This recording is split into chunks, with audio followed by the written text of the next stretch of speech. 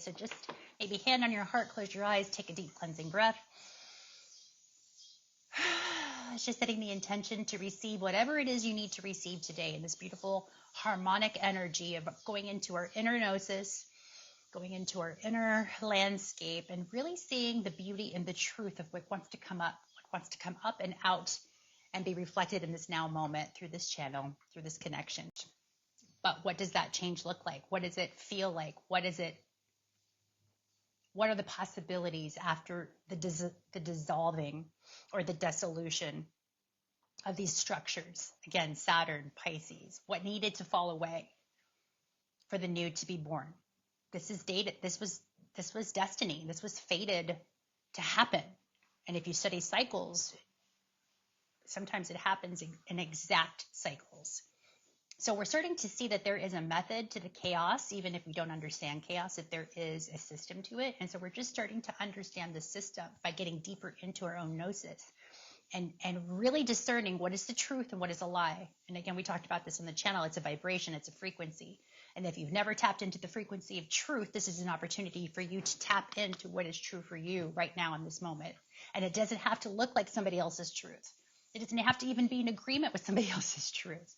But this is time for you to step into your own gnosis and what is true for you, because there's some fated events that are about to take place, but you got to be clear. And especially since there's a full moon happening, I would even say between now and the 17th, to really pay attention to what you're being shown, to really learn to trust yourself, and to tap into these unknown aspects of yourself and surrender and not prejudging, thinking about what it is you need to see, but just really saying, let me see what I need to see without judgment, without trying to control it.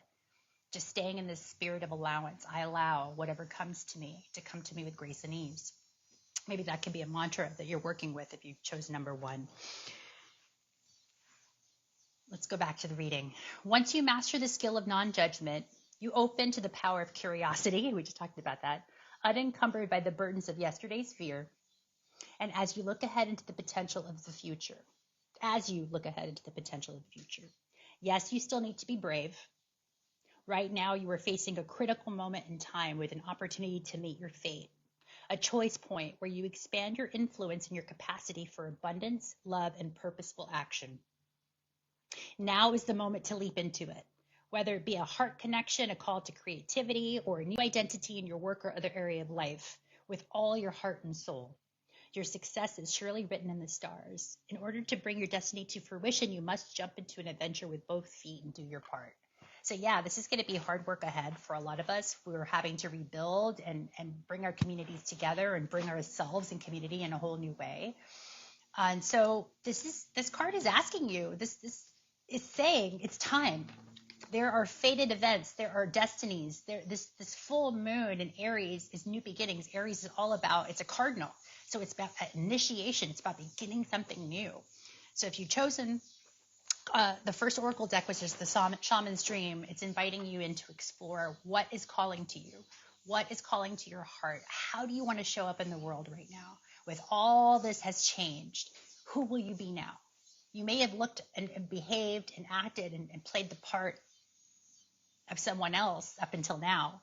But now with Scorpio, it's like the masks are coming off. Who are you underneath? Who are you really in the face of change? Who have you changed into, and how you present yourself to the community, to your neighbors, to your friends, to yourself? And yes, mourn who had to leave. I actually had people leave my life too. And in the process of, people leaving my life, that I had to say a karmic farewell to. And that was okay. It wasn't easy, but it was necessary. It's not that the love is lost. It's just transformed. It's just changed forms, literally. So another version of that being that you released is going to come in the upgraded way. Reflection point, especially with Scorpio, trining Pisces, to get quiet with yourself, to love yourself, to just agree to love yourself, no matter what. And for those of you that chose card number pool, you're really working with that. Or chose card number 2, you're really working with self-love. And it's encouraging to keep going, because your vibe, literally how you vibe, and if you're vibing with self-love, self-respect, self-kindness, nurturing, then that vibration will vibrate out, and the feedback will be you'll receive that in kind. You'll receive that in return from your fellow neighbors, your friends, your family, those that are around you. And finally, it says clownfish. Work towards loving yourself more and having high regard for the truth of who you are. When you value yourself, others cannot help but respond to you in an equally affirmative manner. So it's just what we're talking about, that vibration, that feedback. The more you love yourself, the more you project that love out, the more you receive it back in kind. It's